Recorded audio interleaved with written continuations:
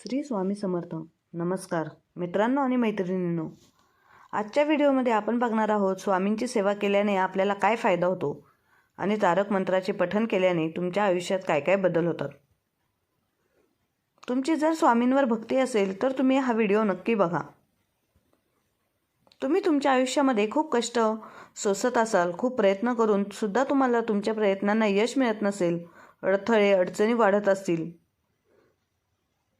तुम्हाला आता पुढे काय करावे हे सुचत नसेल, कष्टाला नशिबाची साथ मिळत नसेल, घरामध्ये आजारपण, आर्थिक समस्या, प्रत्येक कामामध्ये यश मिळत नसेल, खूप असा संघर्ष असेल तर घाबरू नका. कारण जर तुम्हाला आयुष्यामध्ये खूप सारा संघर्ष करावा लागत असेल तर स्वतःला नशीबवान समजा. कारण देव संघर्ष करणाऱ्याची शक्ती त्यांनाच देतो ज्यांच्यामध्ये क्षमता असते. अक्कलकोटच्या स्वामी समर्थ महाराजांची न चुकताच रोज सेवा करणारे कोट्यावधी भाविक आहेत. अनेक जण स्वामींशी घरातील सदस्य असल्याप्रमाणे संवाद साधतात. स्वामींवर सगळी काळजी चिंता सोडून स्वामींची सेवा करण्याच्या दृष्टीने अनेक जण त्यांच्या ग्रंथाचे नियमितपणे पारायण करत असतात. मग आपण स्वामींची सेवा करत असू, मग ती नित्य सेवा असेल किंवा आपण संकल्पयुक्त सेवा इच्छापूर्तीसाठी करत असू, बऱ्याचदा असं होतं ना की आपल्या इच्छा पूर्ण होत नाहीत. मग आपल्याला असं वाटतं की आपण एवढी सेवा करूनही आपल्याला केलेल्या सेवेचे फळ मिळत नाही. तर त्याचं कारण आहे की कोणत्याही सेवेचे काही नियम असतात. या नियमांचे पालन केलं तरच त्या सेवेचं फळ आपल्याला मिळतं. आणि स्वामींची सगळ्यात उच्च कोटीची सेवा म्हणजे श्री स्वामी चरित्र सारामृताचे पारायण. नित्य सेवेमध्ये रोज तुम्ही 3 अध्याय वाचत असाल किंवा रोज 7 अध्याय वाचत असाल किंवा तुम्ही संपूर्ण पारायण करत असाल. महाराजांची कोणतीही सेवा, नित्य सेवा, श्री गुरुचरित्र पारायण किंवा श्री स्वामी समर्थ स्वामी चरित्र सारामृत वाचताना देखील याचे काही नियम आहेत. ते नियम पाळणे खूप गरजेचे आहे. तर आजच्या या व्हिडिओमध्ये ते कोणते नियम आहेत ते आपल्याला पाळायचे आहेत आणि अशा पद्धतीने आपल्याला पारायण करायचं आहे, तरच आपण केलेल्या सेवेचे फळ आपल्याला मिळणार आहे. तर कोणता महत्त्वाचा नियम आहे की जो पाळायलाच पाहिजे ते आपण या व्हिडिओमध्ये पाहणार आहोत. तरी व्हिडिओ शेवटपर्यंत नक्की बघा. चॅनलवर नवीन असाल तर चॅनलला सबस्क्राईब करायला विसरू नका. तसेच कमेंटमध्ये सर्वांनी श्री स्वामी समर्थ नक्की लिहा. आपल्याला माहीतच आहे की भगवान श्री स्वामी समर्थ महाराज हे पूर्ण ब्रह्म आणि अनंत कोटी ब्रह्मांड नायक आहेत. त्यामुळे प्रत्येक गोष्ट ही स्वामी महाराजांनीच निर्माण केलेली आहे.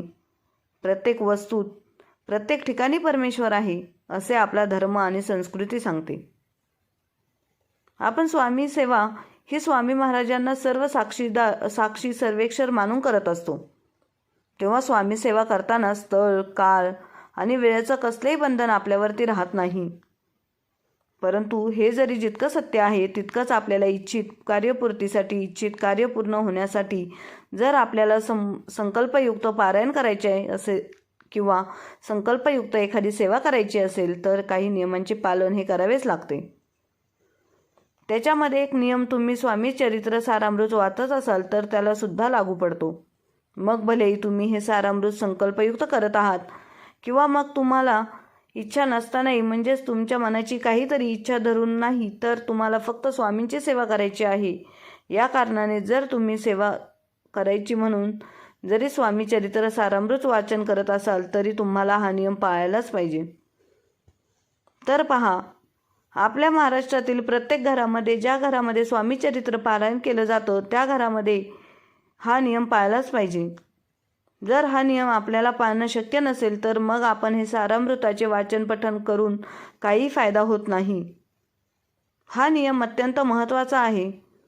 आपल्याला माहीत आहे की स्वामी चरित्र सारामृत हा ग्रंथ म्हणजे अमृता समान आहे. आपल्याला आयुष्यातील ज्या आपण अडचणीत असतील, संकट असतील, त्याच्या पुढे जाऊन जेव्हा आपल्याला संकट सोडवायचे असतात तर आपल्याकडे एकच पर्याय, या गोष्टींसाठी स्वामी चरित्र सारामृत हे आपण वेगवेगळ्या पद्धतीने वाचू शकतो. म्हणजेच काय तर पुस्तक एकच असणार आहे किंवा ग्रंथही एकच असणार आहे, त्यातील ओव्या आपण एकच असणार आहेत. पण आपण जेव्हा एखाद्या विशिष्ट गोष्टीसाठी हे पारायण करत आहोत किंवा संकल्पयुक्त ही सेवा करत आहोत तर त्याच्यासाठी असं सांगितलं जातं की याची 7 पारायण करा, फलश्रुतीसाठी करा. फलश्रुतीसाठी कशा पद्धतीने पारायण करायचं हे सुद्धा आपण बघणार आहोत. तर आपल्याला जर एखादा आजार असेल आणि तो बरा व्हावा यासाठी जर आपल्याला पारायण करायचे असतील तर आपण या ग्रंथाची 7 पारायण केली तर त्याचा चांगला फायदा होतो. आपल्या मुलांना अभ्यासामध्ये यश मिळावं किंवा परीक्षांमध्ये यश मिळावं याच्यासुद्धा 7 पारायण संकल्पयुक्त करावे. जर आपण 7 पारायण केली तर याचा खूप चांगला रिझल्ट आपल्याला बघायला मिळतो. आता हे पारायण विद्यार्थ्यांनी करायचं का? आईवडिलांनी करायचं, कोणीही केलं तरी चालते, पण म्हणजे विद्यार्थी पण करू शकतात. विद्यार्थ्यांना शक्य नसेल तर आईवडीलसुद्धा त्या विद्यार्थ्यांसाठी करू शकतात. परंतु जर ते विद्यार्थी करत असतील म्हणजेच आपली मुलं हे पारायण जर करत असतील तर अतिशय उत्तम आहे. त्यांना नक्कीच तुम्ही हे पारायण करू द्यावे. त्याचबरोबर विवाह जमवून तो निर्विघ्नपणे पार पाडावा असं वाटत असेल तर आपण एका दिवसाचे एक स्वामी चरित्र सारामृताचे संपूर्ण पारायण संकल्पयुक्त करू शकतो. त्यानंतर नोकरी मिळवण्यासाठी किंवा मग व्यवसायामध्ये यश मिळवण्यासाठी सुद्धा श्री स्वामी चरित्र सारामृताचे पारायण केले तर त्याचा खूप चांगला फायदा होतो. आपल्या स्थावर मालमत्तेची अडलेली कामं जर पूर्ण करायची असतील तरी सुद्धा आपण 7 पारायण करायचे आहेत. थोडक्यात तुमची कोणतीही इच्छा असू दे, संतती प्राप्तीसाठी, विवाहासाठी, आर्थिक समस्येसाठी, आरोग्यासाठी तुम्ही 7 पारायण केले तर त्याचे फळ तुम्हाला मिळालेले दिसून येते. हा पाठ करताना आपण नेहमी श्रद्धापूर्वक करावा आणि त्याचबरोबर आपण याचा संकल्प केला तर त्याचा चांगलाच फायदा मिळतो. आता आपण कोणतीही सेवा करताना ती संकल्पयुक्त करायची आहे. तुम्ही स्वारी चरित्र सारामृताची रोज 2-3 अध्याय करत असाल म्हणजेच तुम्ही नित्यसेवा करत असाल तर 3 अध्याय रोज वाचले तर 7 दिवसांमध्ये तुमचे पारायण पूर्ण होतं. या ग्रंथामध्ये एकूण 1 ते 21 अध्याय दिलेले आहेत. जर तुम्हाला एके दिवशी 7 अध्याय वाचायचे असतील तर 7 अध्याय रोज वाचले तर 3 दिवसांमध्ये तुमचं एक पारायण पूर्ण होतं. आणि रोज फक्त एकच अध्याय जर तुम्ही 21 दिवस वाचत गेलात तर 21 अध्याय पूर्ण झाल्यानंतर एक पारायण तुमचं पूर्ण होत असेल. आणि तुम्हाला 1 दिवसाचं पारायण करायचं असेल तर एका दिवसामध्ये तुम्हाला 1 ते 21 पूर्ण अध्याय वाचून काढावे लागतील. तर अशा पद्धतीने पारायण तुम्ही पूर्ण करू शकाल. आणि असे तुम्हाला 7 पारायण पूर्ण करावे लागतील तुमच्या इच्छापूर्तीसाठी. त्याचबरोबर जर तुम्ही संकल्पयुक्त ही सेवा करत असाल तर व्हिडिओमध्ये अगोदर सांगितल्याप्रमाणे तुम्हाला जर 7 पारायण करायचे असतील म्हणजेच तुम्ही रोज गुरुवारपासून जर सुरुवात केली तर गुरुवार ते पुढच्या गुरुवारपर्यंत तुम्ही 7 पारायण पूर्ण होतात. मग यासाठी तुम्हाला या ग्रंथामध्ये दिलेले 1 ते 21 अध्याय एकाच बैठकीमध्ये पठण करायचे असतात. पण त्याआधी तुम्हाला संकल्प करायचा. संकल्प तुमच्या इच्छापूर्तीसाठी किंवा तुम्ही स्वामींसाठी ही सेवा करत असाल तर देखील संकल्प करा. संकल्पामुळे आपण या सेवेशी बांधले जातो आणि आपल्याकडून स्वामी महाराजांची सेवा निर्विघ्नपणे पूर्ण करून घेतात. आता ज्या दिवशी तुम्ही पारायण करणार आहात तर नुसतं त्या ग्रंथाचं पारायण करून चालणार नाही तर तुम्हाला 11 माळी किंवा 1 माळ तरी ती श्री स्वामी समर्थ या षडाक्षरी मंत्राचा जप करायचा आहे. त्याचबरोबर तुम्हाला 1 वेळा तारक मंत्राचे पठण करायचे आहे. आणि जर तुम्ही नित्यसेवा करत असाल नित्यमध्ये देखील तुम्ही माळी महाराजांचा श्री स्वामी समर्थ या षडाक्षरी मंत्राचा जप करू शकता. तेवढ्यात माळी करणे शक्य नसेल तर किमान 1 वेळा तरी तुम्हाला या रोज मंत्राचा जप करणे आवश्यक आहे. आणि तुम्हाला तारक मंत्राचे देखील 1 वेळा पठण करायचे आहे.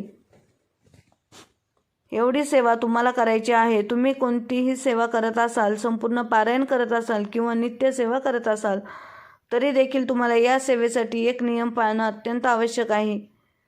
तुम्ही केलेल्या सेवेचे फळ तुम्हाला मिळेल. मांसाहार जो प्रत्येक सेवेमध्ये वर्ज मानला जातो. आपण जेव्हा मांसाहार करून एखादी जर पूजा करत असाल तर ती पूजा कधीही सफल होत नाही किंवा मग त्या पूजेचे फळ कधीच मिळत नाही. याच्यामुळे आपल्या घरामध्ये तुम्ही कितीही पूजा करत असाल, देवदेव करत असाल, तरीसुद्धा तुमच्या कशा पद्धतीने पूजा केल्याने देखील कधीच फायदा होत नाही. पण जर अशा वेळी आपल्या घरामध्ये नित्यसेवेमध्ये एक महिला ही पारायण करते आणि नित्यसेवा करते आणि ती रोज 2-3 अध्याय वाचते, तर मग अशा वेळी घरातील बाकीची लोक मांसाहार करू शकतात का? तर तुमच्या घरामध्ये जर मांसाहार होत असेल तर रोज म्हणजे बऱ्याच घरांमध्ये मंगळवार, बुधवार, रविवार, शुक्रवार असं आठवड्यातून जे पण खाण्याचे वार आहेत त्या वारांमध्ये जर प्रत्येक वेळी मांसाहार असेल तर त्या घरातल्या स्त्रियांनी हे नित्यसेवेमध्ये स्वामी चरित्र सारामृताचे वाचन करू नये, कारण रोजच त्या गोष्टी घडत असतात.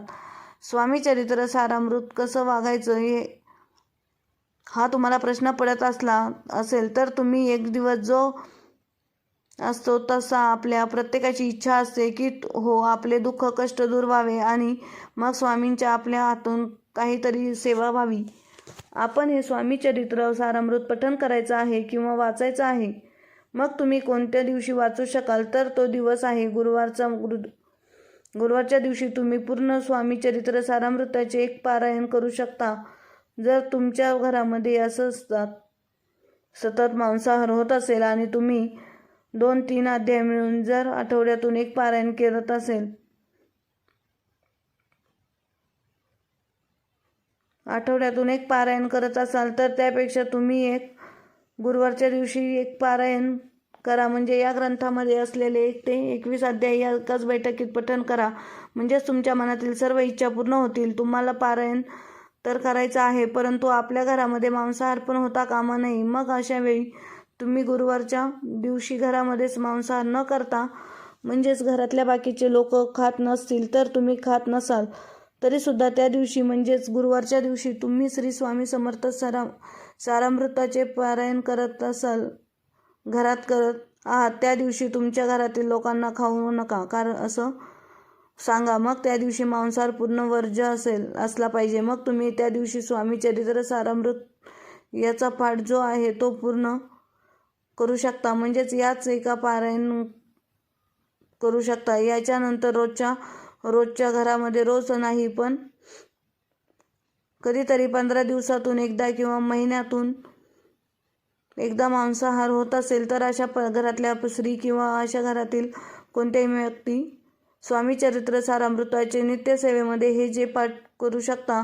फक्त तुम्हाला त्या दिवशी म्हणजेच तुमच्या घरामध्ये मांसाहार होणार आहे त्या दिवशी आपण हे पाठ जे आहेत ते सकाळी वाचन करायचं आहे. मग तुम्ही दुपारी संध्याकाळी कधीही मांसाहार करा, पण ते खाल्ल्यानंतर आपल्या घरामध्ये मांसाहार बनवल्यानंतर आपण आपल्या स्वामी चरित्र सारामृत किंवा आपलं देवघर जे आहे त्यांच्याजवळ फिरकायचं नाही, कारण हा इतका पवित्र ग्रंथ आहे. या पवित्र ग्रंथामध्ये खूप सारी ऊर्जा असेल तर हा जो एक नियम आहे तो तुम्ही पाळण्याचा प्रत्येक